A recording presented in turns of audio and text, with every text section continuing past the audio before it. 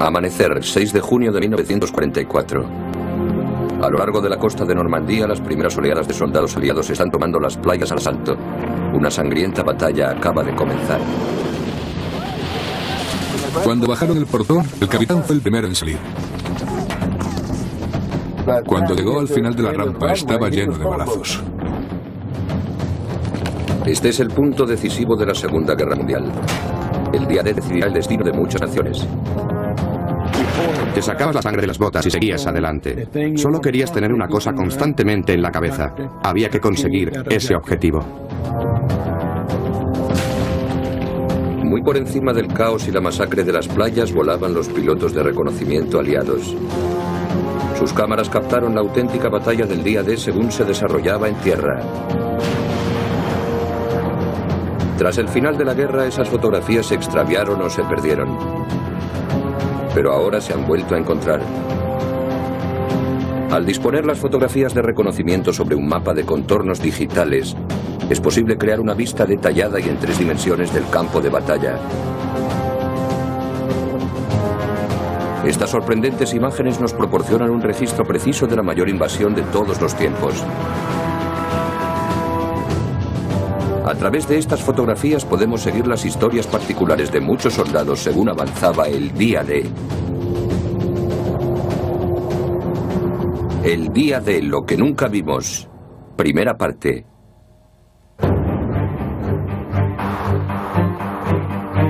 ...5 de junio 1944, 10:30 p.m., sur de Inglaterra. En las horas previas al día D, miles de soldados aliados se estaban preparando para la batalla que estaba por llegar. Personalmente me encontré diciendo una oración. Y era una oración que no tenía fin. Me la repetía a mí mismo una y otra vez. Y esa oración no era que sobreviva a esto, sino más bien que pueda hacer esto y no le falle a mis compañeros. Eso era lo importante. Los paracaidistas que volaban hacia Francia estaban en la punta de lanza de una vasta fuerza de invasión. Bajo ellos, cientos de tropas de asalto anfibias, divisiones de fuerzas especiales y flotas de bombarderos dejaban la costa sur de Inglaterra. Uno podía ver todos esos barcos en el mar. Eran literalmente cientos y cientos de naves, y daba la impresión de que podías pasar andando de una cubierta a la otra. El plan de invasión requería desembarcos en 5 playas diferentes de Normandía. Los estadounidenses al oeste en las playas de nombre clave Utah y Omaha, y los británicos y canadienses al este en Gold, Juno y Sword. Se habían invertido en este plan años de minuciosa investigación atendiendo a los informes de los servicios secretos proporcionados por las unidades de reconocimiento aéreo. Los generales tenían que tomar decisiones basadas en varios factores. Si las playas eran lugares aptos para un desembarco, o lo poderosas que eran las defensas alemanas y cosas de ese tipo, que se podían determinar por fotografías tomadas a un nivel alto, medio o bajo. Se tomaron casi 1 millón de fotografías de reconocimiento para preparar el 6 de junio. Pero llegada la noche anterior se había acabado el tiempo para planificar. El éxito o el fracaso del día D ahora dependía de los hombres que eran llevados hacia Francia.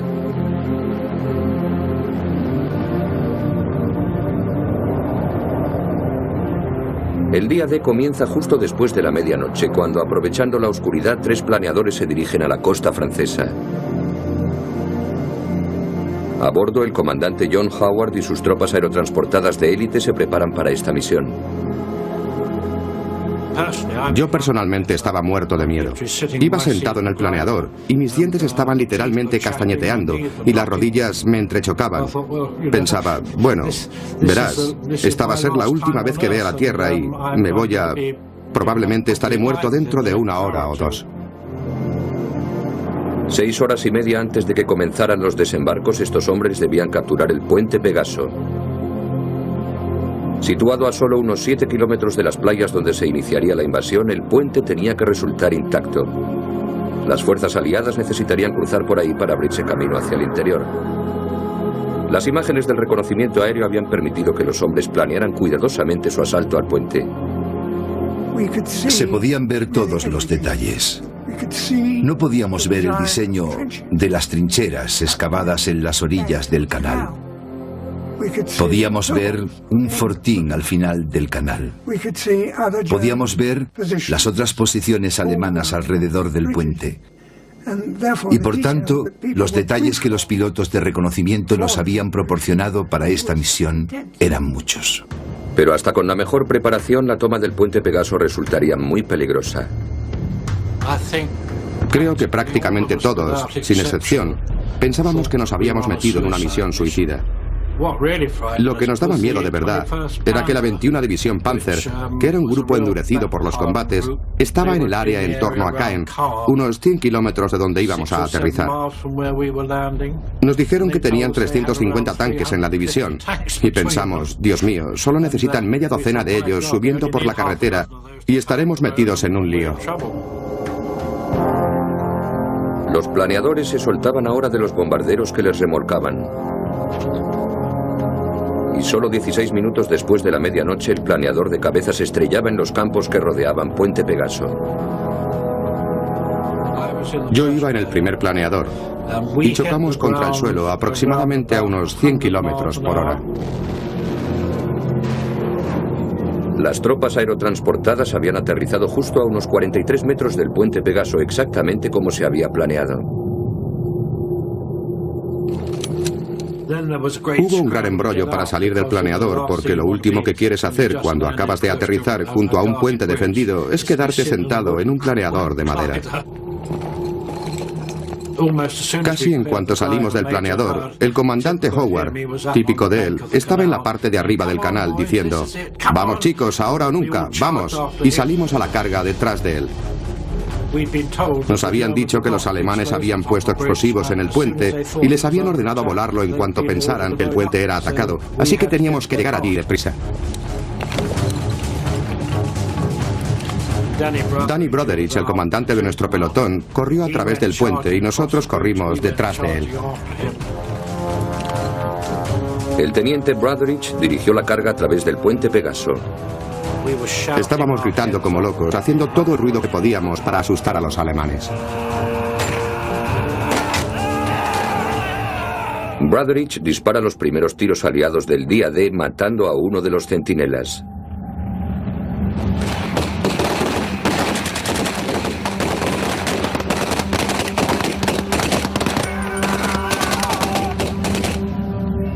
Pero segundos más tarde, él mismo es derribado por los disparos de una ametralladora alemana.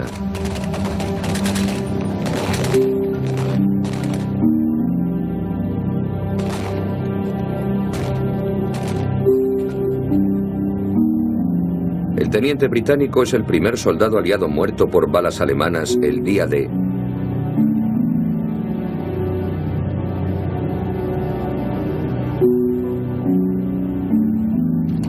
Pero su carga ha tenido el efecto deseado. Los demás defensores alemanes emprenden una apresurada retirada.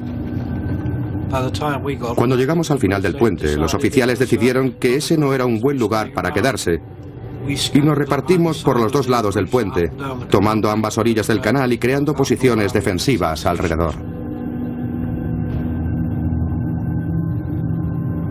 Habían pasado 21 minutos de la medianoche y las tropas aerotransportadas habían tomado el Puente Pegaso. A pesar de que se produjo la primera baja aliada, aquel fue un prometedor comienzo del día D. El pequeño grupo de británicos permanecía aislado detrás de las líneas enemigas con una larga noche por delante. Ahora debían mantener el puente hasta que llegaran los refuerzos. Pero con su limitado armamento quizá no hubieran podido resistir un contraataque blindado. Muy pronto los hombres oyeron el reconfortante sonido de aviones aliados acercándose. 23.400 paracaidistas británicos y estadounidenses estaban de camino hacia Normandía. Y a la 1 de la madrugada se estaban preparando para saltar. El teniente Dick Winters es uno de esos hombres que volaban hacia Francia.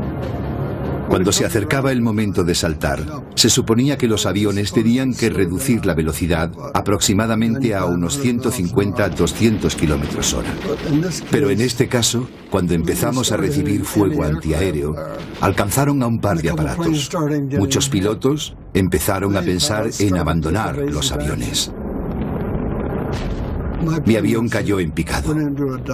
Al mismo tiempo que empezaba a caer, me dieron luz verde para saltar. Muchos pilotos aliados no se habían encontrado nunca con fuego antiaéreo hasta aquella noche. A algunos les entró pánico. Volaban demasiado bajo y demasiado deprisa para hacer lanzamientos con éxito. A gran velocidad los equipos salían disparados de las mochilas de los paracaidistas. Todo lo que tenía cuando llegué al suelo eran los mapas que estaban en mi bolsillo y un cuchillo de asalto que llevaba atado a la pierna. Eso era todo lo que tenía. Detrás de las líneas enemigas en Normandía, el día D, sin armas, con el enemigo rodeándote por todas partes. Era una manera genial de empezar la guerra.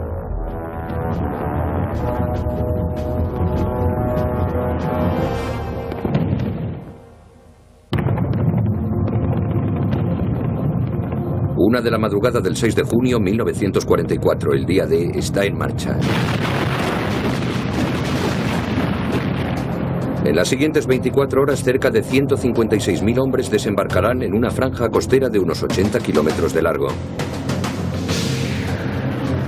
Los aviones aliados de reconocimiento fotografiaron las defensas costeras alemanas.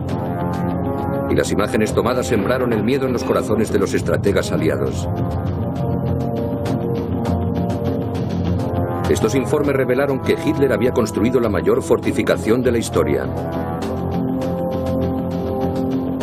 Era una barrera de casi 2.000 kilómetros de cemento y acero conocida como el Muro Atlántico. Al mando de estas defensas estaba el general favorito de Hitler, el maestro de la táctica, Erwin Rommel.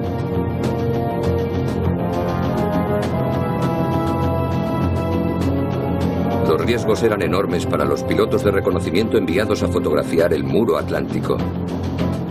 A veces me sentía como si fuera John Wayne al frente de la caravana que iba al oeste, viajando a través de las colinas, buscando a los indios y esperando que no me pillaran y que me arrancaran la cabellera antes de poder volver a casa. Cruzábamos el canal como a 15 o 20 metros de altura por debajo de los radares y a toda velocidad. Girábamos en paralelo a la playa con la marea baja y poníamos en marcha todas las cámaras mientras recorríamos la playa a unos 500 kilómetros a la hora. Más o menos me sentía como un pato en una galería de tiro.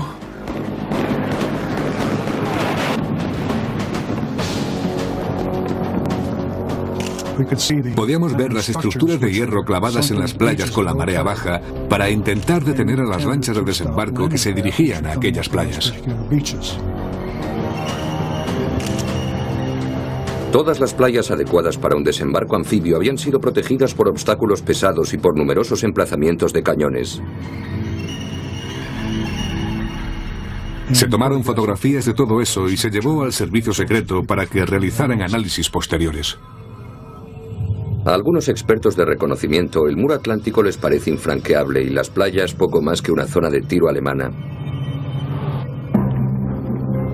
A pesar de estos recelos, el plan de invasión está ahora en marcha, con 23.400 paracaidistas británicos y estadounidenses abriendo el camino.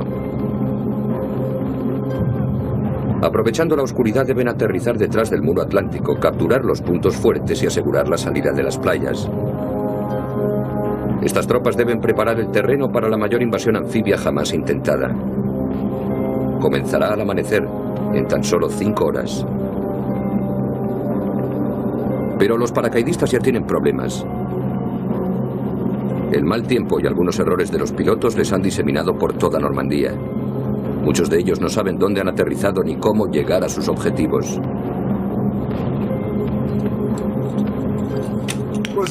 No pasó mucho tiempo cuando me encontré con uno de mis sargentos que bajaba por esta carretera. Teníamos estos pequeños grillos, así que los hicimos sonar.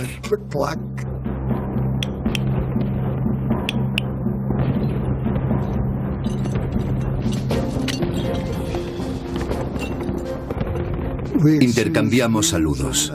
Y al recorrer la carretera, había sido lo suficientemente listo para pararse en una señal de piedra. Una que decía, "C'est de Mérelis".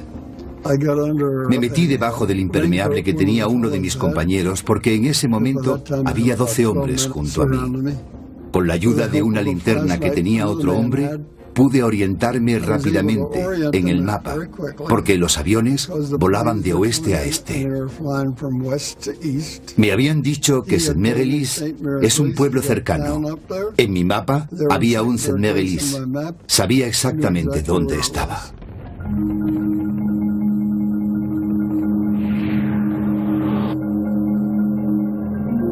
Winters y sus hombres estaban muy hacia el interior de la playa Utah, cerca del pequeño pueblo de Saint-Mère-Église. Estaban a 8 kilómetros de su objetivo, Saint-Marie-du-Mont. Había que capturar rápidamente este pueblo para asegurar el área para los desembarcos en la playa. Pero para llegar a Saint-Marie-du-Mont antes del amanecer, las tropas aerotransportadas debían moverse con precaución a través de territorio enemigo. Estábamos detrás de las líneas enemigas. No podíamos ir en línea recta. Teníamos que aprovechar la cobertura aliada y evitar pasar por zonas donde veíamos ametralladoras alemanas disparando. Nadie querría estar a su alcance. Mientras Dick Winters y sus hombres marchaban hacia la playa Utah, las tropas aerotransportadas británicas que habían alcanzado el puente Pegaso tomaban posiciones. Los alemanes querían recuperar su puente, así que era inevitable otro combate. Nuestra labor era simplemente pedirle la contraseña a todo el que se acercara a este lado de la orilla del canal y abrir fuego si no respondía. En otras palabras, rechazar cualquier contraataque que viniese por el sur. El temido contraataque comienza a la 1:30. A esa hora, Howard y sus hombres oyen por primera vez el sonido de los vehículos lejanos. Al poco tiempo, los tanques alemanes se aproximaban a las posiciones defensivas británicas en torno al puente Pegaso. 2 tanques aparecieron de repente avanzando hacia el puente y todos pensamos, Dios santo, vienen tanques tan pronto. Y todos sabíamos que no teníamos armas para detener un tanque de verdad, un gran tanque. Todos los británicos llevaban consigo un Piat, un lanzagranadas primitivo que disparaba una pequeña bomba de 1,5 kilos. Eran unas armas terriblemente inexactas. Costaba mucho dispararlas y solo eran efectivas a un máximo de unos 100 metros, probablemente a 50. Por suerte, habíamos puesto a uno de nuestros escuadrones de reserva cerca del cruce de la carretera, al oeste del puente. Con ellos estaba el sargento Wagger Thornton, un viejo soldado con mucha experiencia. Era un auténtico veterano. Cuando se acercaron esos tanques, Wagger se acercó a ellos con su Piat.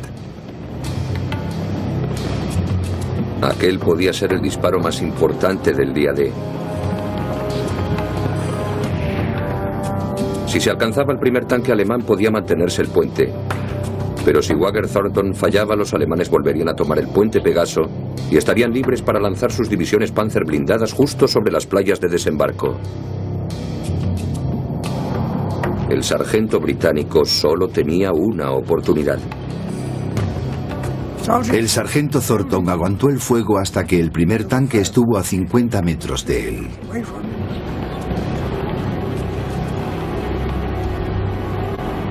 Disparó su Piat. Y acertó.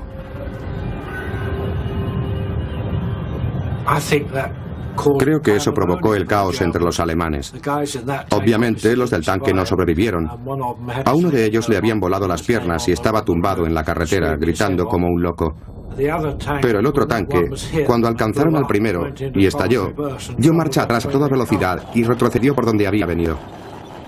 Y creo que probablemente informaron que teníamos toda clase de equipos antitanque en el puente y que no era seguro que se acercaran.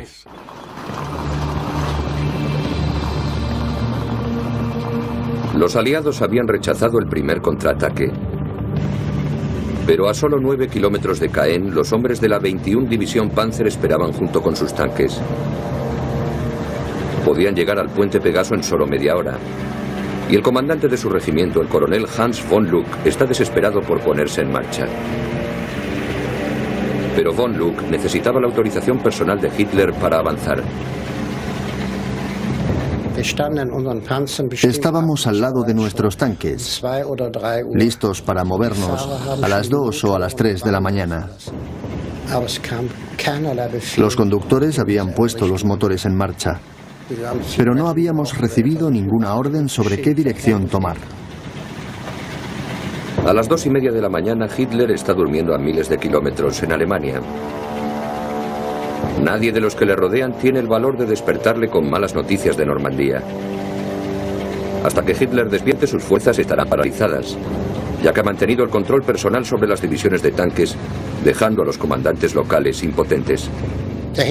Por supuesto, en Berchtesgaden o en su puesto de mando en Prusia Oriental, Hitler no tenía ni idea de cuál sería la decisión acertada para Normandía. Los únicos que pueden tomar decisiones son quienes están sobre el terreno. Hitler no podía hacer eso. Erwin Rommel, el general en el que más confiaba Hitler, estaba al cargo de las defensas, y de haberse encontrado en Normandía podría haber dirigido el contraataque alemán. Pero esa noche una simple reunión familiar pudo cambiar el curso de la historia. Su mujer cumplía 50 años el 6 de junio y se puede entender por qué quería volver a casa.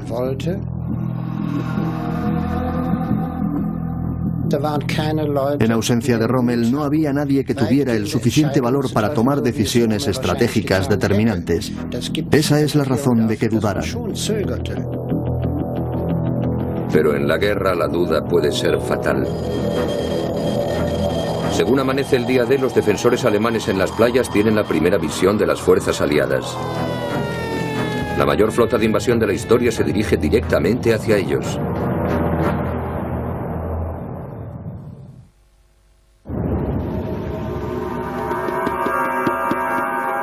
Las 3 de la mañana en las bases del sur de Inglaterra, los bombarderos aliados están siendo preparados para participar en el día D.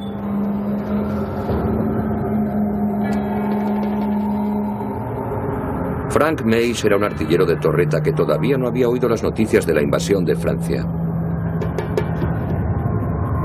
Había rumores de que iba a pasar algo importante. Nadie sabía exactamente qué. Uno de los rumores era que pensaban que los alemanes iban a invadir Inglaterra, así que todo el mundo estaba muy nervioso. Frank no tendrá que esperar mucho a saber la verdad del 6 de junio y del día D. Vinieron a mi cuarto y me sacaron de la cama. Gruñimos un poco, bajamos al hangar y el oficial de reunión nos dijo que este era el día en el que íbamos a invadir el continente.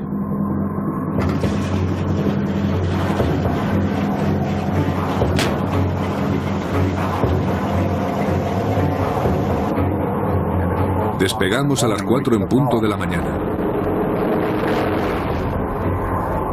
A esa hora el sol estaba iluminando ligeramente el cielo por el este.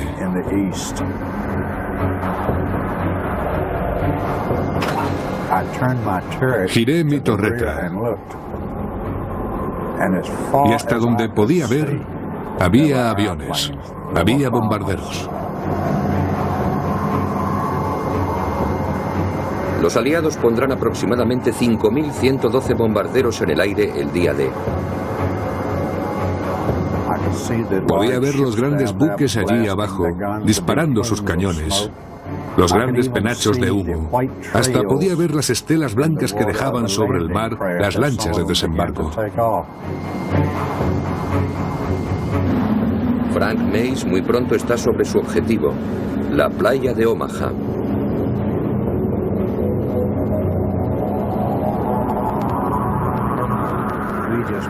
Simplemente soltamos una ráfaga de bombas en las aguas costeras para limpiarlas de fuerzas alemanas.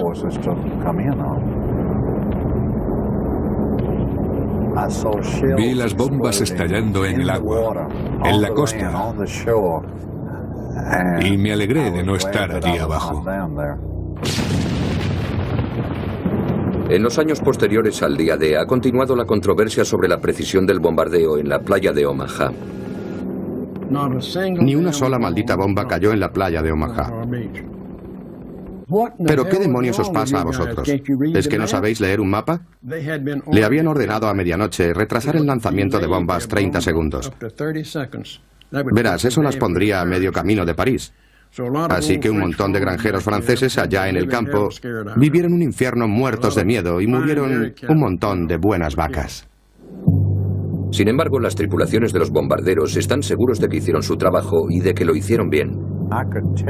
Te puedo decir que hubo un camino completo bombardeado desde el mar hasta 2 kilómetros hacia el interior. No nos dejamos nada allí abajo. Hasta este día la controversia sigue sin resolverse. Ciertas áreas costeras fueron efectivamente bombardeadas, pero en otros lugares las defensas alemanas permanecieron intactas. El bombardeo aéreo apenas nos tocó. Un gran mar de bombas cayó delante de nosotros. Pero solo unas pocas explotaron cerca de nuestro búnker. Los estrategas habían esperado que el bombardeo destrozase las defensas costeras, pero los fortines y los búnkeres que vigilaban las playas estaban generalmente intactos.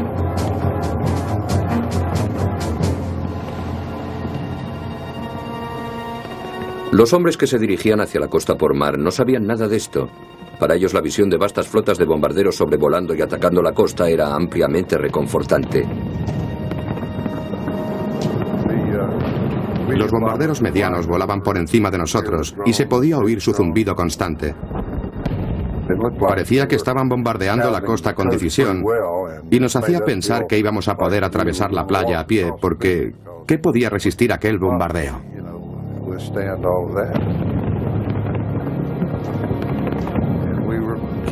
Estábamos bromeando en la cubierta, ya sabe, dándonos palmadas en la espalda.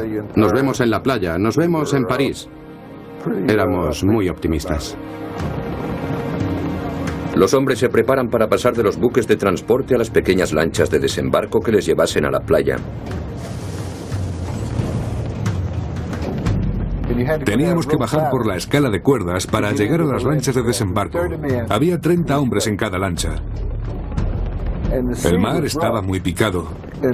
Las lanchas de desembarco eran pequeñas y se movían arriba y abajo con las olas. Cuando me acerqué al fondo pensé que tendría una profundidad de medio metro, pero debí caer a unos 3 metros y quedé conmocionado.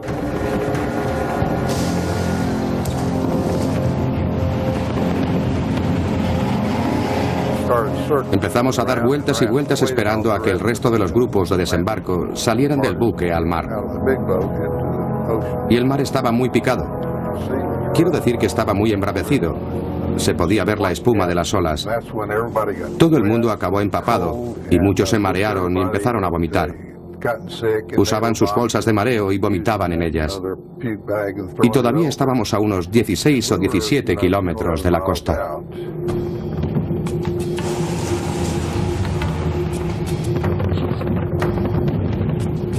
Esta imagen tomada la mañana del mismo día D muestra el objetivo de Bob Slaughter en Omaha.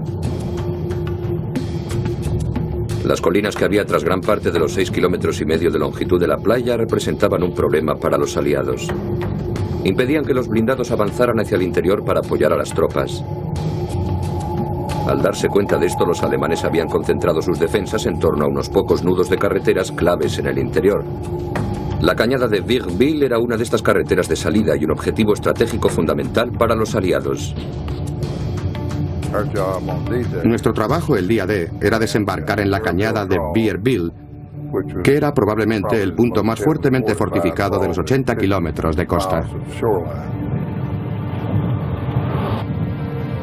Pero antes de que Slaughter y sus hombres pudieran desembarcar en Omaha, fuerzas especiales norteamericanas, hombres de los batallones de los Rangers, debían cumplir su propia misión suicida. En lo alto de unos acantilados entre las playas de Utah y Omaha había una batería de 5 cañones pesados. Estaban situados estratégicamente para batir las playas de desembarco con un fuego devastador. Esta imagen revela lo fuertemente que había sido bombardeada Point Duhoc antes del día D como adelanto del ataque de los Rangers. El Ranger Leonard Lommel había estudiado esas fotografías como preparación para su misión. Te dicen que ese es un cañón de 155 milímetros que hay en un búnker de ahí abajo, y que hay 6 de esos, y que tu misión es ir y colarte en los búnkeres para destruir esos cañones y matar a todos los alemanes que se te pongan por delante.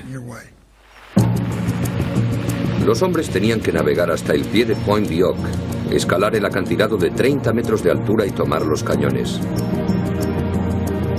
Afortunadamente, las divisiones Rangers se habían ganado la reputación de ser capaces de lo imposible.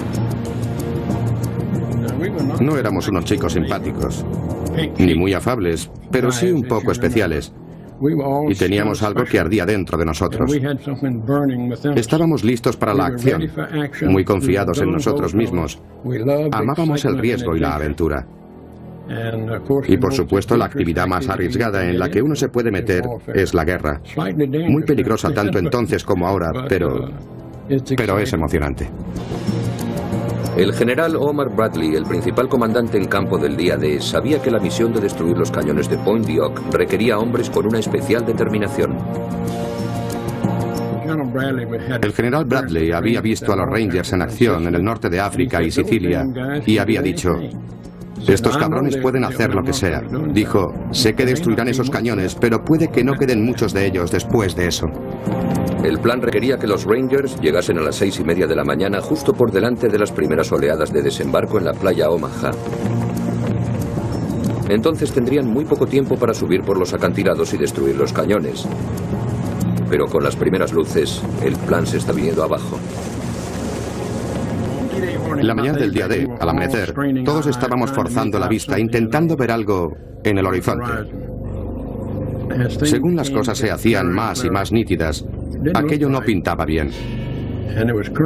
Y fue el coronel Rudder, que estaba en el bote justo delante de mí, quien fue el primero en actuar. Dijo: demonios, esto no es Point Duhoc. Y se giró a su contramaestre y le dio la orden de bordear hacia la derecha.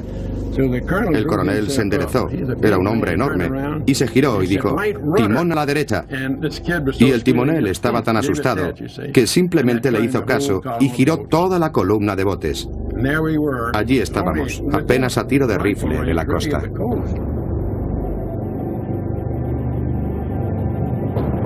Los Rangers habían perdido el elemento sorpresa. Escondida bajo la superficie llena de cráteres de Point Duhoc había una fortaleza subterránea de cemento.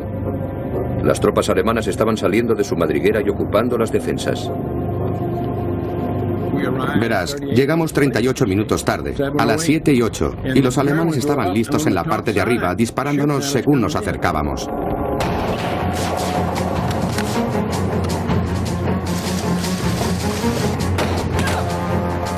Ahora los Rangers tenían que escalar los acantilados a plena vista del enemigo, pero tenían que destruir los cañones de Point Duhoc, costara lo que costara. Sacabas la sangre de las botas y seguías adelante. Solo querías tener una cosa constantemente en la cabeza. Había que conseguir ese objetivo.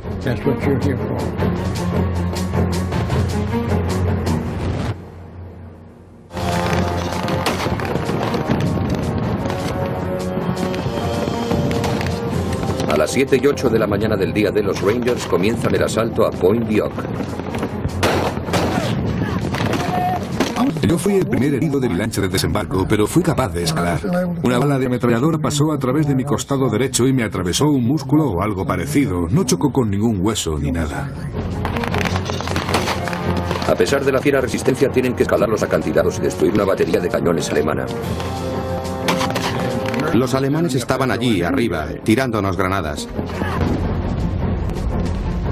Entonces grité, les dije: muchachos, están tirando granadas, meted las caras para adentro y los culos para afuera.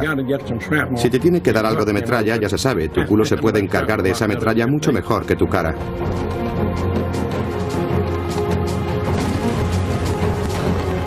Algunos Rangers resultan heridos, otros caen muertos, pero nadie piensa en rendirse. Querían cortar las cuerdas e intentaban sacar a nuestros compañeros de las cuerdas a tiros. Y nos lanzaban granadas, todo lo que podían. Si había algo que pudieran hacer para echarnos al mar, lo intentaban. Y nosotros, claro está, intentábamos cualquier cosa para llegar allí arriba y matarlos.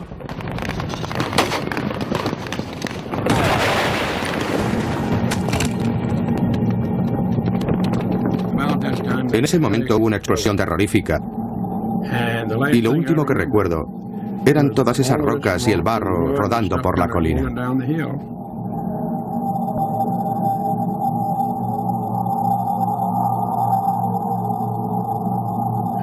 Estuve desmayado durante no sé cuánto tiempo. Y cuando desperté sentía el dolor en mis piernas y luego descubrí que tenía ampollas de sangre en ellas. Eché un vistazo y miré arriba y había un soldado alemán mirando por encima del acantilado. Tenía la mano en la barbilla, así, estaba inclinado hacia adelante. Y busqué por todas partes mi metralleta. Estaba tirada con el cañón metido en el barro. La saqué y él todavía estaba allí. Le maldije, levanté la metralleta y apreté el gatillo. Pero el arma no hizo fuego, estaba obstruida por el barro. Pensé, esto es terrible. Estoy en medio de la peor batalla de la historia y sin arma. ¿Por qué aquel alemán de allí arriba no me disparó? No lo sé. Me podría haber dado muy fácilmente. Podría haberme matado. Mientras James Eigner tenía que reemprender la escalada desde el suelo, otros Rangers se acercaban a la cima del acantilado. Cuando Bob y yo estábamos subiendo por la cuerda, puede que a unos 3 metros de la cima, Bob me dijo, «No puedo conseguirlo. ¿Me puedes echar una mano?» Y yo le contesté, «Bob, no te puedo ayudar, porque yo mismo me estoy preguntando si tengo suficiente fuerza para llegar a la cima». Entonces miré hacia arriba y vi a Rubin allí. Le grité, «Rub, coge a Bob, está a punto de desfallecer». Y él bajó y le agarró por la nuca y se lo echó a las espaldas hasta llegar a la cima del acantilado. Tanto Lommel como Eigner llegaron a la cima de Point Dioc, pero otros no fueron tan afortunados. 16 hombres murieron mientras escalaban el acantilado. Cuando los Rangers supervivientes llegaron a la cima, quedaron impresionados con la devastación causada por los bombarderos aliados. Cuando llegamos allí arriba aparecía la luna. Había muchos cráteres provocados por las explosiones. Ibas a un cráter y te encontrabas a unos Krauts dentro. En el siguiente había Rangers. Ahora tenían que encontrar y destruir los cañones de 155 milímetros. Pero cuando llegaron a los búnkeres se llevaron la sorpresa de descubrir que esas armas habían desaparecido. Fue una horrible experiencia. Tanto sacrificio, incluso de algunas vidas, para descubrir que no había ningún cañón. Las tropas alemanas habían trasladado los cañones al interior para mantenerlos a salvo de los bombarderos aliados. Así que todavía teníamos que cumplir la misión. Teníamos que encontrarlos donde estuvieran y dejarlos fuera de combate cuanto antes para que no murieran decenas de miles de compañeros.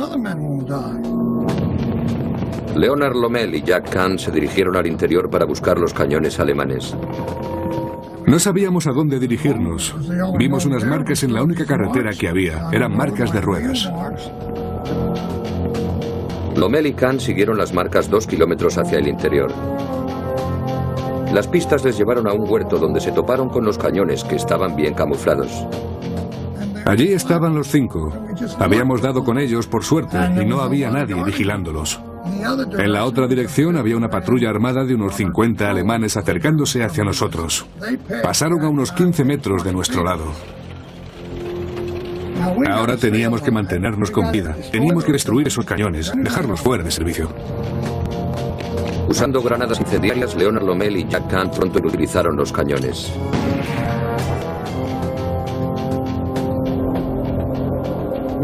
Habíamos cumplido nuestro objetivo. La patrulla había encontrado los cañones y los había puesto fuera de servicio. Habíamos cortado la carretera y le habíamos impedido su uso al enemigo. No podían mandar refuerzos a Omaha porque habíamos bloqueado la carretera y habíamos cortado las comunicaciones.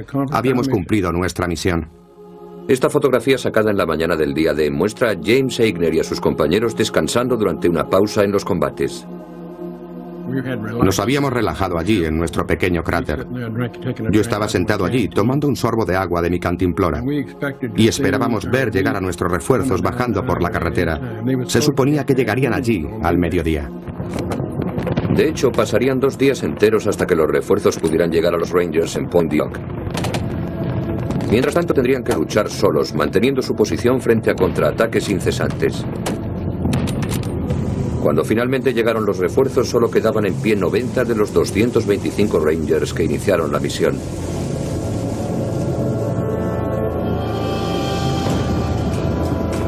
A lo largo de la costa, oleadas de soldados aliados se aproximaban ahora a la playa de Omaha. Las lanchas de desembarco ya no corrían peligro por los cañones de Point Duck. Pero este desembarco resultaría uno de los episodios más sangrientos de la Segunda Guerra Mundial.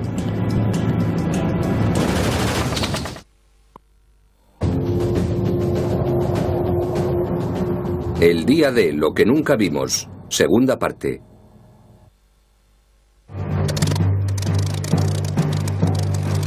En los meses anteriores al día D, los pilotos de reconocimiento aéreo se habían familiarizado con la costa francesa, pero el 6 de junio de 1944 sería diferente.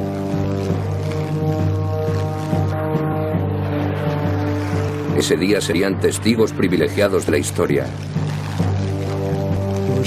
Había tantos aviones en el aire que tenías que estar muy atento y moverte a la izquierda y a la derecha para evitar las formaciones de bombarderos. Cuando miraba al mar y veía tantos buques de guerra, destructores y lanchas de desembarco, me parecía que podría saltar al océano y ni tan siquiera mojarme los pies. Durante todo el día D, los hombres de los escuadrones de reconocimiento patrullaron los cielos de Normandía grabando los desembarcos según se producían. El plan era fotografiar toda la costa de invasión volando adelante y atrás en paralelo a la costa. Muy por debajo de los aviones de reconocimiento y claramente visibles en las primeras fotos del día están las primeras oleadas de lanchas de desembarco aliadas.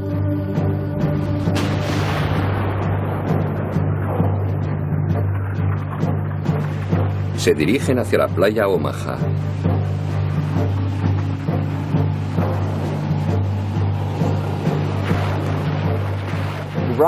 Los barcos comenzaron a disparar. El nerviosismo era increíble y el mar estaba embravecido. La lancha se movía mucho. Miré detrás de mí y los hombres estaban mareados.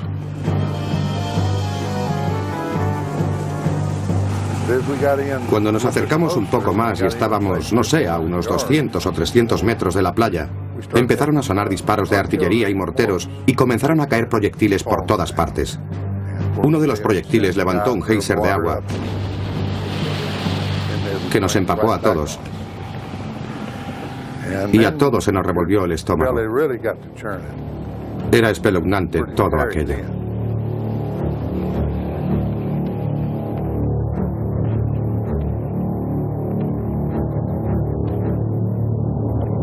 La vanguardia de las tropas de defensa alemana estaba compuesta por hombres endurecidos en el combate, refuerzos provenientes del frente oriental. Pero incluso aquellos soldados experimentados estaban sorprendidos por el tamaño de la flota de invasión que se dirigía hacia ellos. Cuando la flota de desembarco llegó, era increíblemente enorme.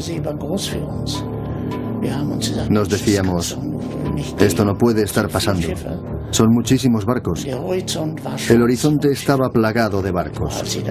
Pero cuando se acercaron, nos metimos rápidamente en los búnkeres y ocupamos las ametralladoras.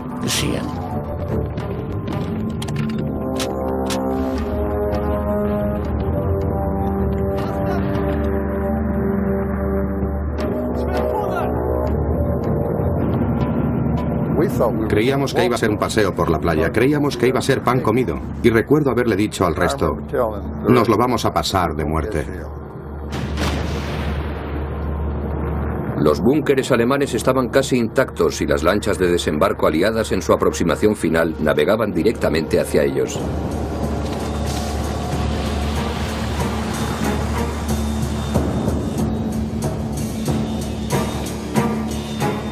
Se podían ver las balas trozadoras zigzagueando por la playa.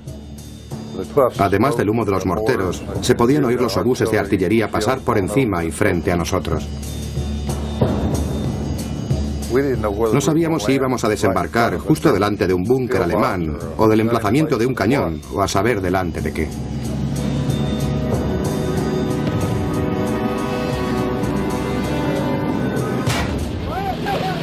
Cuando bajaron el portón, el capitán fue el primero en salir.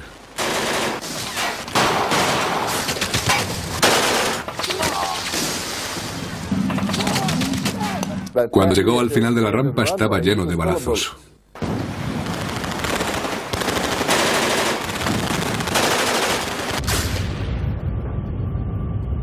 Estábamos en medio de un fuego cruzado de 2 ametralladoras apostadas en acantilados.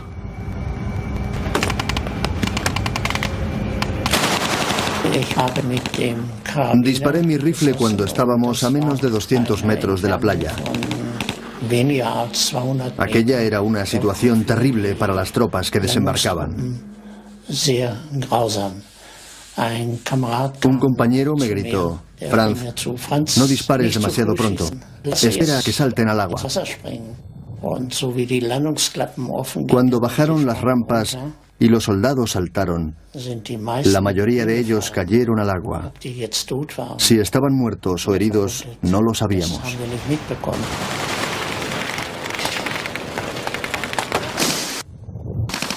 Otros 2 hombres cayeron. Uno de ellos era un amigo mío. Le habían dado. Yo era el cuarto. Esta era la primera vez que estaba bajo fuego enemigo. La primera vez que alguien intentaba matarme.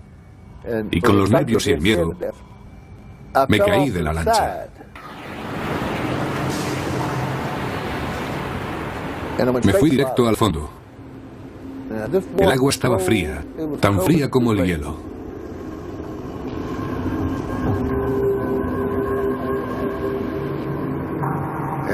Era el caos. La gente estaba gritando.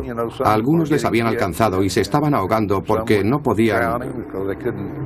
Llevábamos encima un equipo de casi 30 kilos de peso y algunos no podían mantener la cabeza fuera del agua y se agarraban a mí. Yo, bueno, medía casi 2 metros y estaban tirando de mí hacia abajo. Era terrible intentar llegar a un sitio donde pudieran respirar.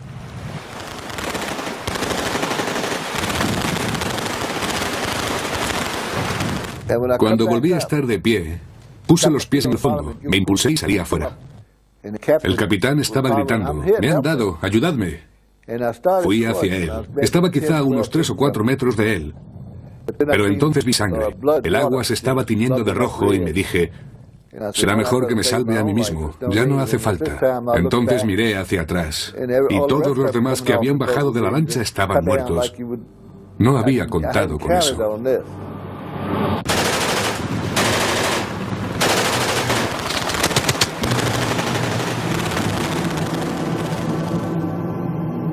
Fui el único superviviente. Había 30 hombres a bordo de esa lancha y yo era el único que había salido vivo.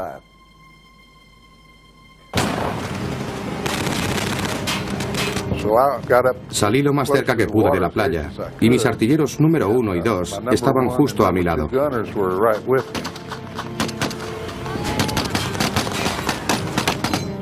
Perdimos una ametralladora en el agua. Teníamos el trípode, que era inútil sin la ametralladora, y teníamos una caja de munición.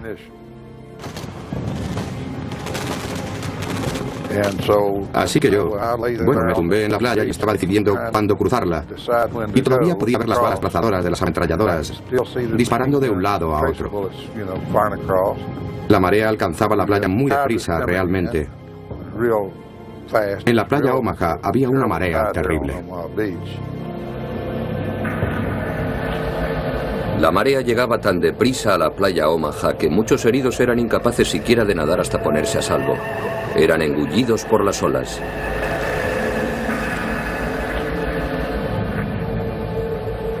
Al final llegué a la arena y oí que alguien gritaba mi nombre. Era mi sargento, que aunque había logrado llegar a la playa, estaba malherido.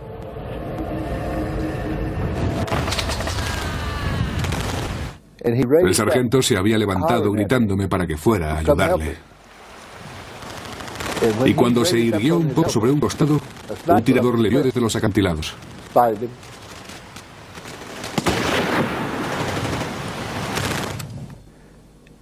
Disparó y le dio justo en la cabeza. Debió usar un rifle con mira telescópica. Y cuando esa bala le dio en la cabeza, reventó. Y lo que le quedaba de cabeza cayó sobre la arena. Entonces supe que ya no hacía falta que fuese allí. Así que me tiré a la arena boca abajo, con las manos sobre la cabeza, y me camuflé lo mejor que pude, porque supuse que el tirador también me había visto a mí. Estaba casi seguro de que me había visto, y estaba esperando a que me disparase.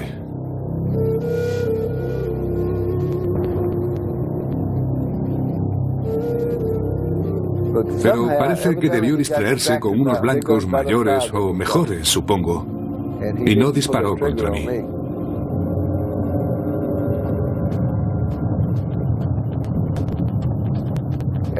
Comencé a arrastrarme poco a poco, y delante de mí vi un cadáver.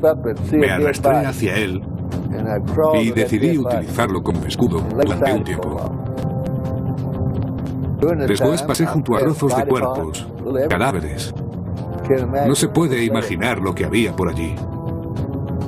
Pasé al lado de hombres que no estaban muertos, aunque les habían reventado. Es increíble el tiempo que uno puede vivir tras haber sufrido unas heridas tan graves. Estaban gritando y aullando, pero no podía hacer nada por ellos.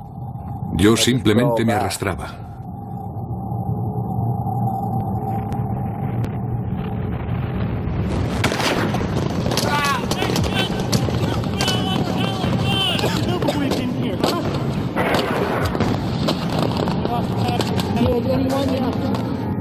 Ahora puedo decir que aquel fue el primer combate en el que participé. Tenía miedo, estaba muerto de miedo.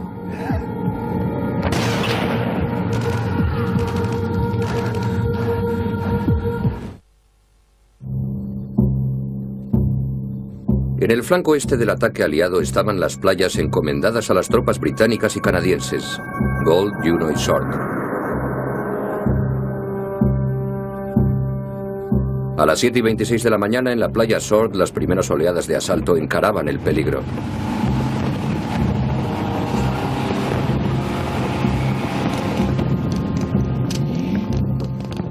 Nos echamos cuerpo a tierra tras avanzar tan solo 3 metros en la playa, porque el fuego era tan intenso que no me parecía seguro seguir avanzando a pie. Las tropas estaban recibiendo fuego de mortero y ametralladoras y les abatirían si avanzaban. Afortunadamente, un ingenioso tanque diseñado por los británicos vino en su ayuda. Los carros anfibios DD fueron construidos especialmente para el día D, y 21 de ellos llegaron a salvo a la playa Sword. Y entonces llegó un tanque de D y abrió la escotilla y gritó: ¿dónde está el fuego? Hacia la derecha, 180 metros. Giró su cañón e hizo un disparo.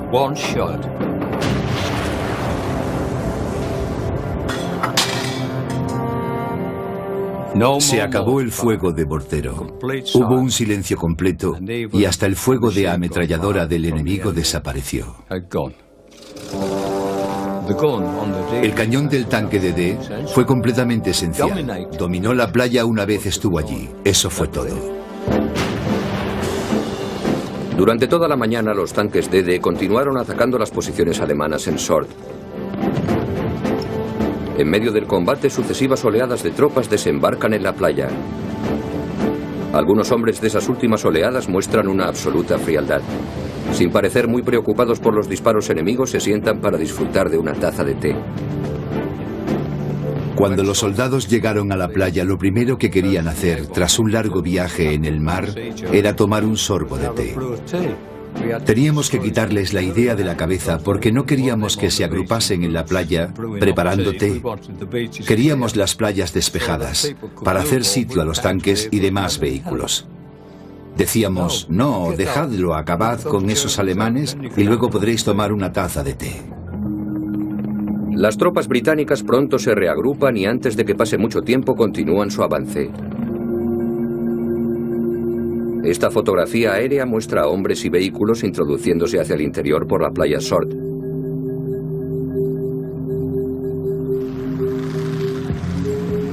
El avance británico ha sido impulsado por los tanques DD.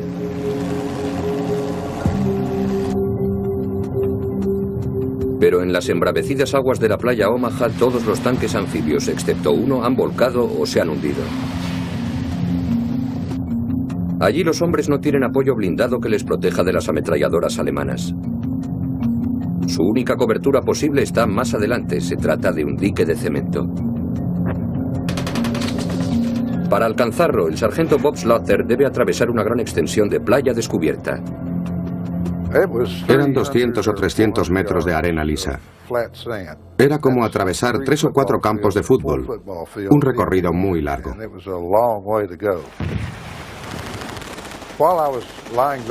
Mientras estaba tirado ahí pensando qué hacer, vi a uno de los hombres de la lancha a nuestra derecha que empezó a correr por la playa.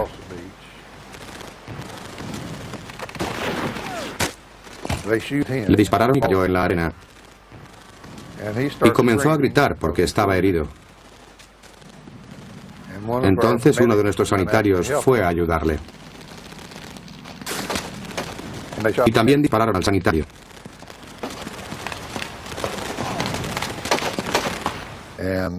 Eso nos produjo un escalofrío, pues debíamos atravesar aquella playa. Pero entonces llegó una gran ola que nos empujaba hacia adelante. Así que decidí avanzar, a correr el riesgo. Bob Slaughter les dice a sus hombres que se preparen para el largo sprint hacia el dique de protección a través de la peligrosa playa Omaha. Así que empecé a correr a través de la playa lo más agachado y lo más rápido que podía.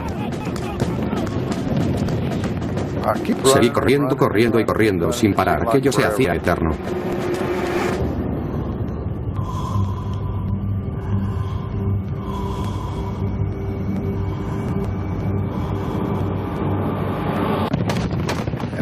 Llegué al dique. Williams y Algary venían justo detrás de mí.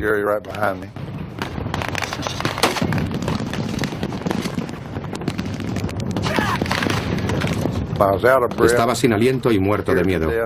Intenté encender un cigarrillo y las manos me temblaban tanto que ni siquiera pude hacerlo. Tenía que recuperarme y me decía a mí mismo: tranquilízate un poco. Ya sabes que tienes que hacer esto. Tienes que hacerlo.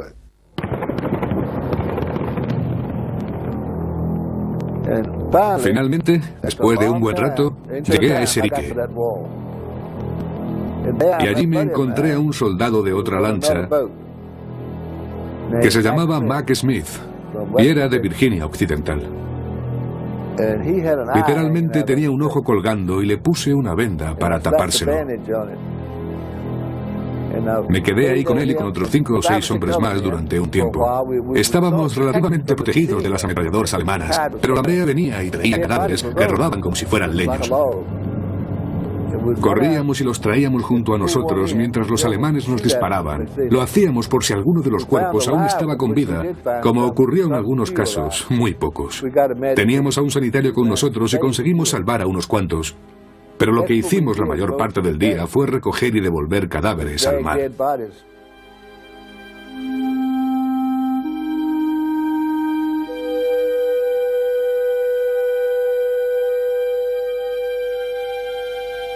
Estaba claro que los desembarcos en Omaha no estaban resultando. Muertos y heridos cubrían toda la playa y los que quedaban vivos estaban atrapados en el dique.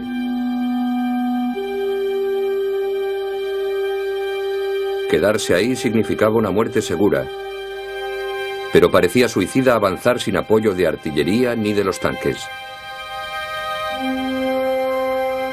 A las 8:30 de la mañana, el oficial a la cabeza de la operación, el general Omar Bradley, estaba dispuesto a abandonar la playa Omaha. Hasta contempló la posibilidad de hacer desembarcar las siguientes oleadas de tropas norteamericanas en las playas atribuidas al ejército británico. Pero al general Bradley todavía le quedaba una carta por jugar.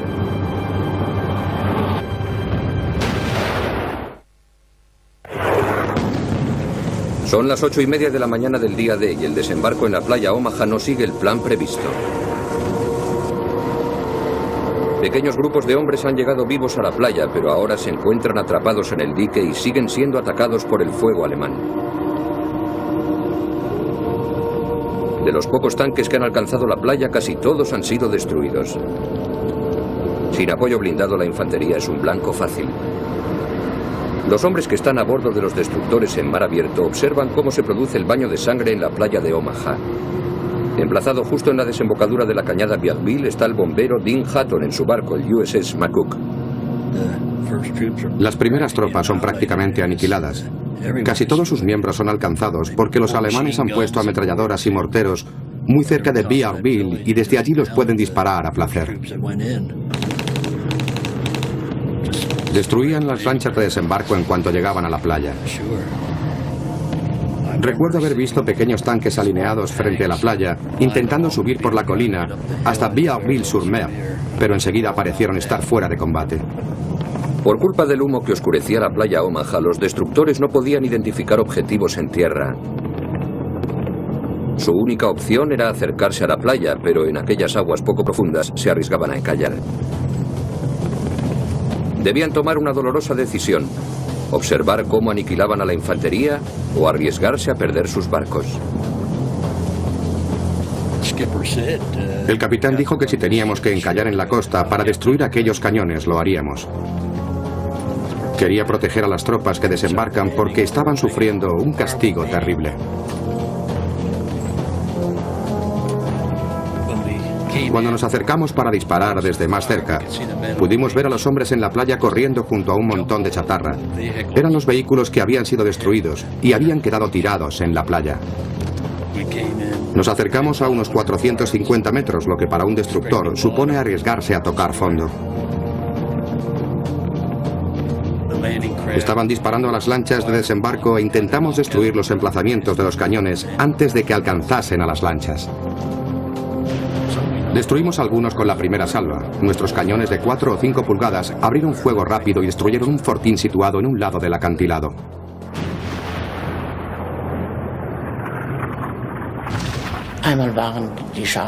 Los barcos siguieron disparando contra las aperturas de cañón de nuestro búnker. Teníamos cierta protección, pero no contra un fuego directo. Su potencia de fuego estaba dirigida directamente hacia nosotros y ninguna defensa podía resistir eso. Los destructores recorrieron la playa Omaha en toda su longitud, bombardeando las posiciones defensivas alemanas. Nos movíamos arriba y abajo por la costa atacando búnkeres durante la primera hora. Cuando las tropas llegaban, pedían que dirigiésemos nuestro fuego a donde lo necesitaban. Cuando le dábamos a un búnker de ametralladora o de mortero, nos decían «Bien hecho, McCook», y pasábamos a otro blanco.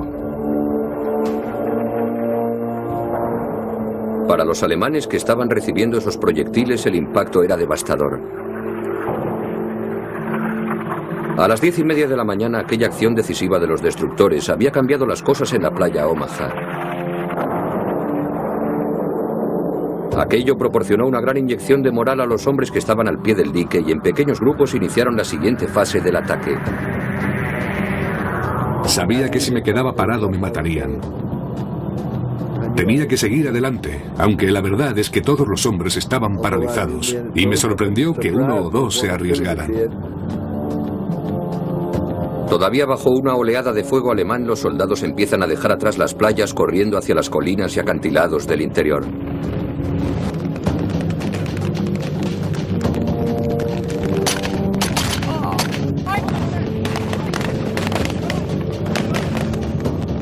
Descubrimos un camino que ascendía hacia la cima del acantilado, aunque había campos de minas a ambos lados del camino.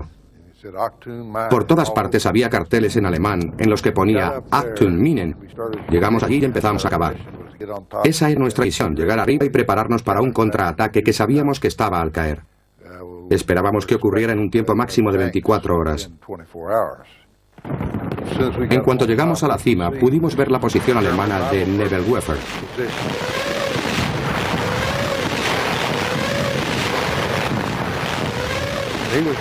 Precisamente estaban disparando sobre la playa, estaban pulverizando la playa, y no teníamos nada para acabar con un cañón como aquel. En realidad era toda una batería de cañones.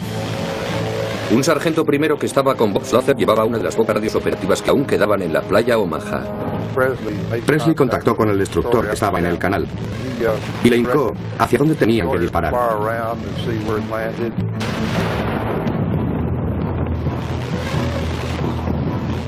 Entonces el destructor apuntó al objetivo y puso fuera de combate la posición de Nebel Weffer. Así que esa fue una de las grandes operaciones que vi en el día D. Se salvaron muchas vidas con la destrucción de aquellos cañones. Por toda la playa Omaha, pequeños grupos de soldados y oficiales iban tomando la iniciativa avanzando lentamente hacia el interior.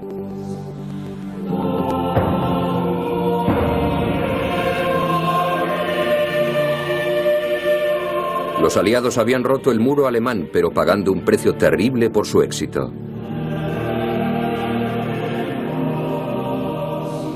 A las 11 de la mañana ya eran centenares los hombres fallecidos en la playa Omaha y el día todavía no había acabado. Nunca supuse que morirían tantos hombres. Pero por otra parte, tampoco había conocido antes el horror de la guerra, cuando los hombres vuelan reventados, muertos a docenas. Nunca pensé que pudiera pasar algo así.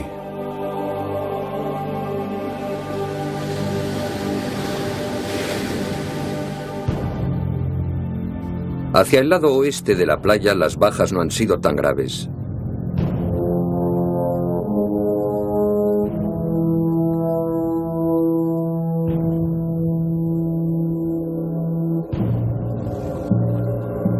Cuando nos detuvimos estábamos justo en la playa.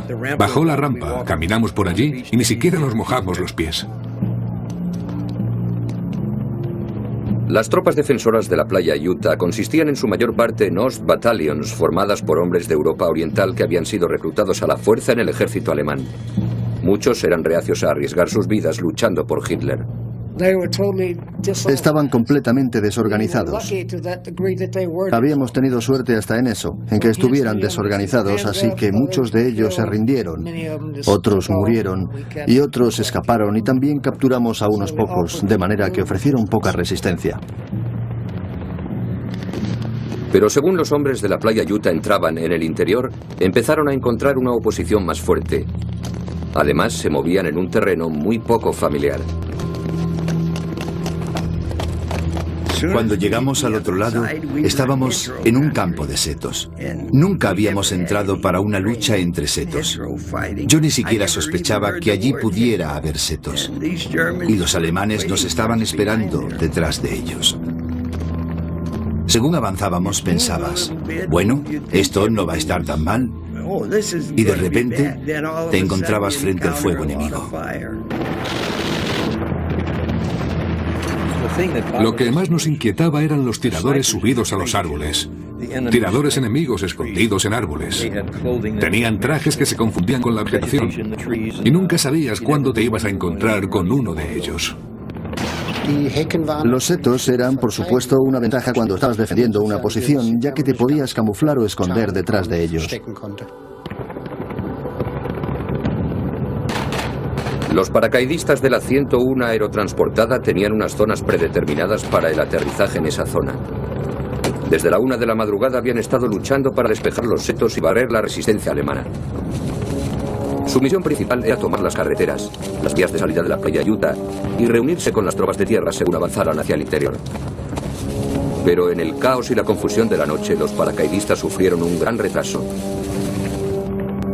Una notable fuerza de tropas de tierra ya se estaba dirigiendo hacia el interior desde la playa Utah. Ascendían por la carretera número 2 hacia la antigua granja que se conoce como Mansión Brecourt. En Brecourt, los alemanes habían sido lo bastante listos como para esconder en un seto y muy bien camuflados 4 cañones de 105 milímetros. El tiempo se agotaba. Según las tropas de tierra avanzaban hacia el interior, se situaban directamente en la trayectoria de los cañones alemanes. Si empezaban a disparar, morirían cientos de soldados aliados. La pregunta era, ¿podría la 101 aerotransportada destruir los cañones alemanes antes de que se produjera una masacre?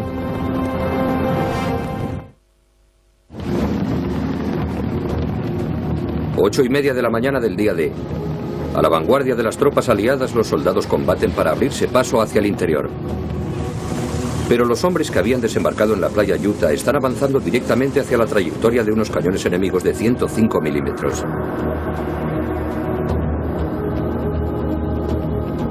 Están escondidos en el interior en la mansión Breakout, y si abren fuego habrá una matanza en la playa Utah. Los paracaidistas de la 101 aerotransportada están intentando anular dichos cañones. Un ataque directo a Breakout ya ha fracasado. Así que los oficiales al mando le piden a Dick Winter que improvise un ataque diferente. El coronel Streyer dijo: encárguese de este fuego por el flanco derecho. Sí, señor. Me arrastré hasta aquí. Me acerqué lo suficiente y entonces pude ver dónde estaba esa posición. Y decidí que iba a atacar por el flanco.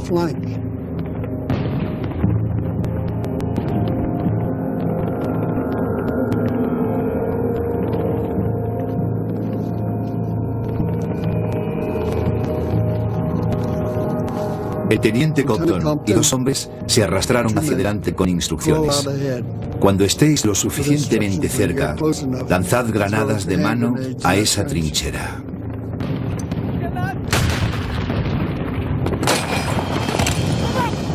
Cuando uno se mete en una posición como esa, hay que entrar en la trinchera por uno de los flancos, y entonces puede atacar a los vigías uno a uno. Y eso fue exactamente lo que hicimos.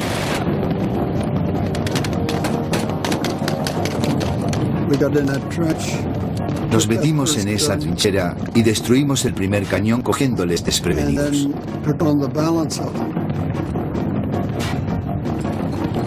Así que llevó un poco de tiempo, pero al final los destruimos. Dick Winters y su pequeño grupo de 12 hombres habían destruido los 4 cañones alemanes. Pero ahora estaban recibiendo fuego de ametralladoras desde posiciones ocultas. Winters decide retirar a sus hombres. Pero cuando lo hace se encuentra con unos documentos alemanes muy intrigantes. En cuanto los cogí me di cuenta de lo que estaba viendo. Estaba mirando los mapas que describían la posición de las defensas de la playa de Utah. Estaba todo: los alambres de espinos, los campos de minas, cómo se habían distribuido las ametralladoras, sus puntos fuertes. Tenía que llevar aquello de vuelta al batallón enseguida. Se podrían salvar cientos de vidas estadounidenses si aquellos mapas llegaban a tiempo a manos de los comandantes aliados. En el batallón los miraron, se dieron cuenta de lo importantes que eran y se los pasaron al teniente Nixon. Fue hacia la playa y en un par de minutos los puestos defensivos de toda la playa eran conocidos por el comandante. Los generales norteamericanos están entusiasmados con los mapas de las defensas de la playa Utah. Como recompensa por sus esfuerzos, el general Joseph Collins manda los primeros tanques de que dispone a ayudar a Dick Winters a terminar su trabajo en la mansión Breakout. Me mandó los tanques por la carretera número 2 para mí. Tuve que subirme a uno de ellos e indicarle al comandante del tanque los setos donde estaban esas ametralladoras. Los hombres de los tanques todavía no habían tenido la oportunidad de disparar ni un solo tiro. Estaban como locos. Empezaron a disparar esas ametralladoras del calibre 50 y pensé que iban a destrozar todo el lugar. No podían parar. Lo despejaron todo en un abrir y cerrar de ojos. El combate por la mansión Breakout había acabado. La 101 aerotransportada había despejado el camino para que las tropas de asalto avanzaran hacia el interior. Anulamos el fuego que podía haber atacado la carretera número 2, acabando con todas las tropas que salían de la playa. Podían haber causado un terrible número de bajas y haber retrasado el desembarco. Tal como salió, hubo muy pocas bajas en la playa Utah. Algo de lo que estamos orgullosos. Atrás, en las playas, lo peor de los combates ya había pasado. Algunos de los hombres que habían logrado penetrar hacia el interior ahora volvían a la costa para recoger suministros y municiones. Las cosas habían mejorado mucho. No se podía subir y bajar a la playa tranquilamente. Te podían matar porque todavía se veían tiradores y quedaban 1 o 2 ametralladoras operativas. La playa Omaha aún estaba muy lejos de ser segura, pero ya estaban siendo interrogados los primeros prisioneros alemanes. De vuelta en la playa, vi a un teniente con una pareja de prisioneros alemanes. Les estaba preguntando dónde estaban los campos de minas, y los germanos solo le decían su nombre, rango y número de serie. Uno de ellos era flaco, feo y, en fin, no parecía un soldado nazi en absoluto. Yo siempre me había imaginado que todos los soldados alemanes eran, ya se sabe, unos tipos altos, grandes y rubios. El oficial se puso furioso y le dijo: «Maldita sea, como no me digas dónde están los campos de minas, te vuelo la tapa de los sesos». Y el otro solo le dijo su nombre, rango y número de serie. Así que ese oficial disparó su rifle justo entre sus piernas y el alemán le miró y le dijo: «Knee here». Y yo pensé, Dios mío, estos tipos son unos fanáticos. O aquel al menos lo era. Quiero decir que no le importaba morir. Eran tipos duros aunque no lo parecieran. Era poco probable que aquellas tropas experimentadas, incluso fanáticas, se retiraran cuando los aliados empujasen hacia el interior. De hecho, un par de kilómetros al sur de las playas, las divisiones blindadas Panzer estaban preparadas para el contraataque.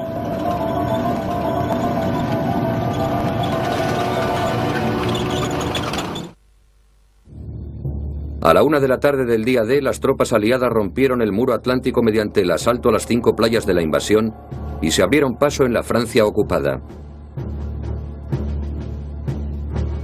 Las tropas británicas corrían entonces hacia su objetivo clave, la ciudad de Caen. Quien controlara dicha ciudad controlaría el camino a París. Los alemanes lo sabían muy bien, y en los meses previos a la invasión habían reforzado sus defensas en torno a Caen.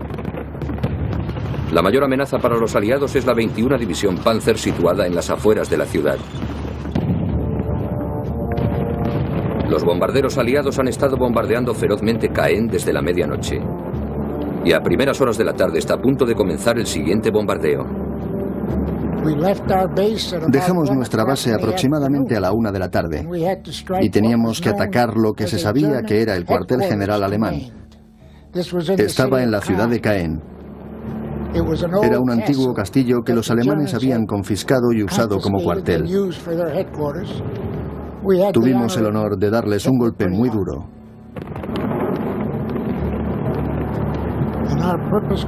Nuestro propósito era soltar suficientes bombas para acabar con ellos y destruir además su sistema de comunicaciones.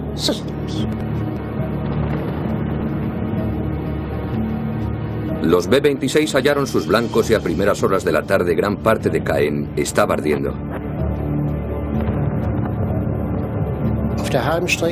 Desde un terreno elevado, como a unos 14 kilómetros de Caen, miramos hacia abajo y vimos una nube de humo negro encima de la ciudad.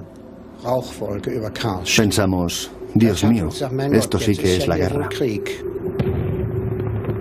Werner Kortenhaus formaba parte de la 21 División Panzer y tras perder unas horas preciosas esperando órdenes, por fin se les ha ordenado avanzar a través de Caen y atacar las playas aliadas.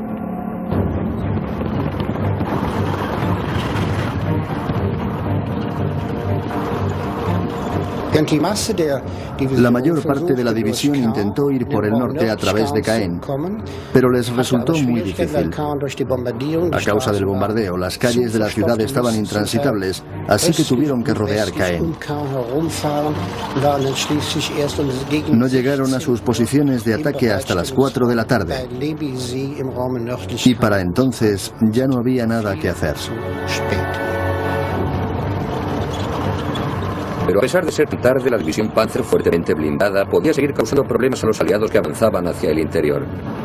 Los tanques alemanes continuaron su avance hacia las playas tomadas por los aliados.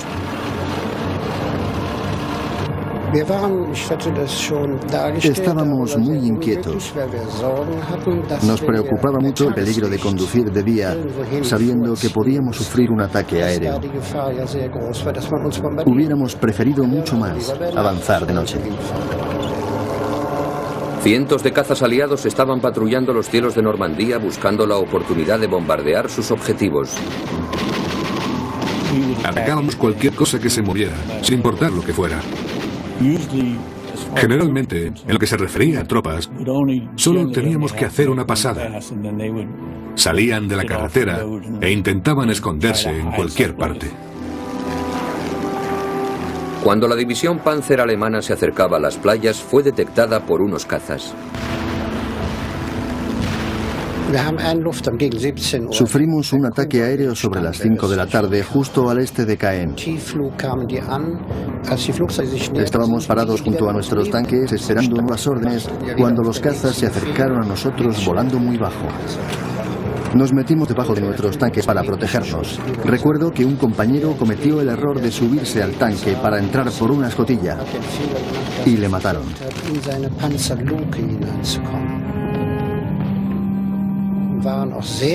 Estábamos impresionados al ver lo fácil que era destruir nuestros tanques. Habíamos pensado que eran buenas máquinas, que no era fácil ponerlas fuera de combate. Pero cuando ves 5 tanques explotando en 10 minutos, te desilusionas rápidamente.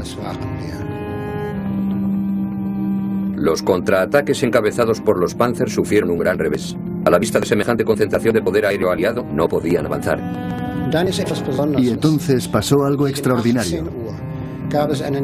Hacia las 6 de la tarde, hubo una afluencia masiva de aviones desde Inglaterra, unos 600 llevando planeadores. Volaron sobre nosotros y siguieron hacia Caen. Estos planeadores contenían millares de refuerzos británicos y norteamericanos. Iban a reforzar aún más el punto de apoyo aliado en Francia. Esta afluencia hizo que el comandante de la división temiera que fuéramos rodeados. Así que canceló la orden de atacar y ordenó inmediatamente que todas las tropas se retiraran y se atrincheraran para defender la zona norte de Caen.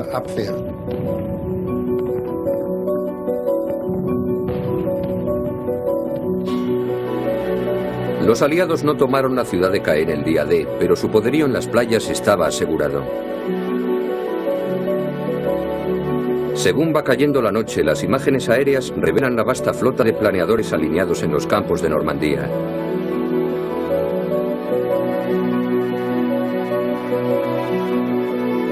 A lo largo de las playas se ven vehículos dirigiéndose hacia el interior. Y aún más importante, las fotos de reconocimiento muestran las posiciones enemigas al final del día.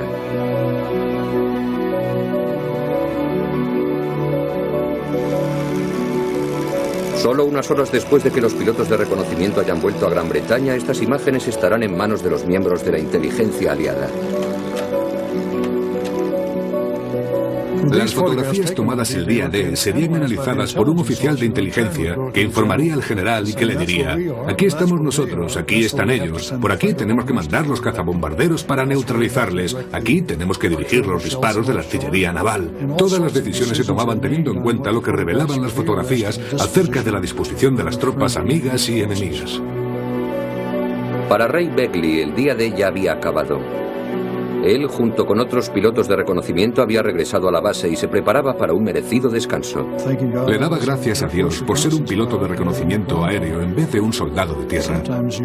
A veces uno se alegraba mucho de ser un piloto, poder volver a por un uniforme limpio, una comida y una cama decentes.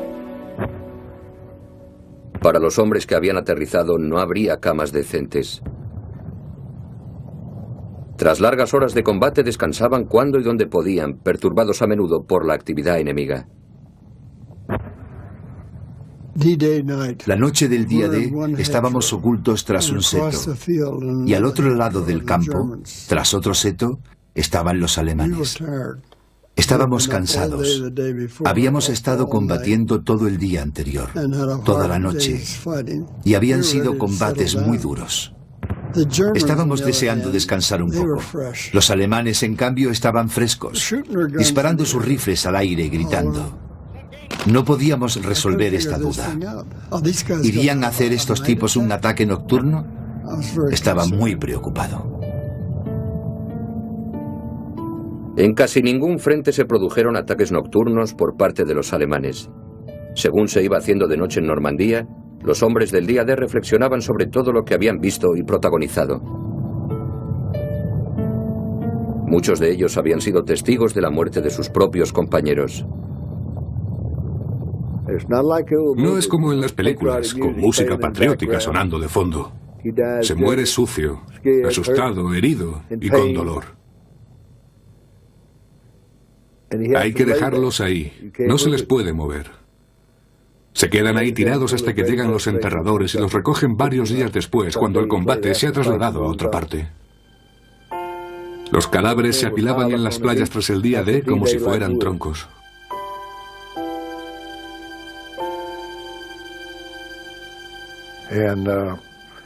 Esos chicos eran jóvenes, vitales.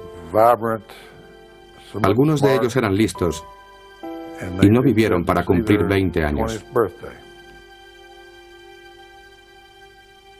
Se perdieron mucho de la vida.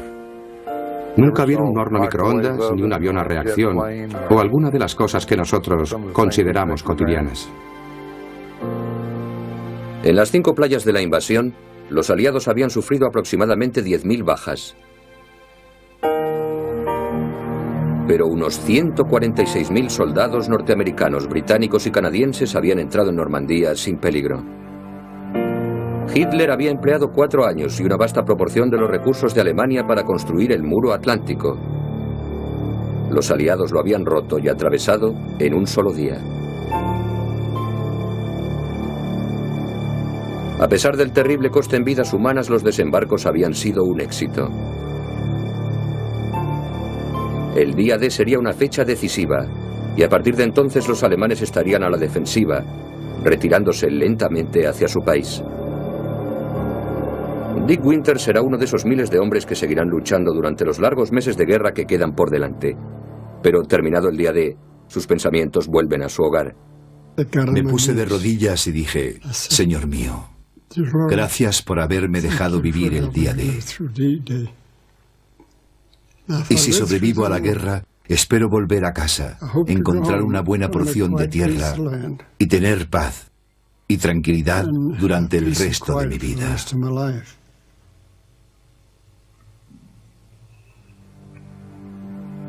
Me enorgullezco de haber hecho exactamente eso.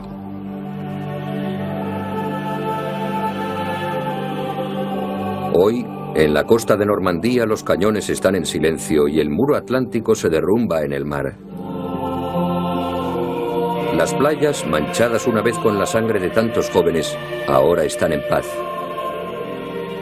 Pero los épicos acontecimientos de ese día y los innumerables actos de heroísmo desinteresado resuenan a través del tiempo.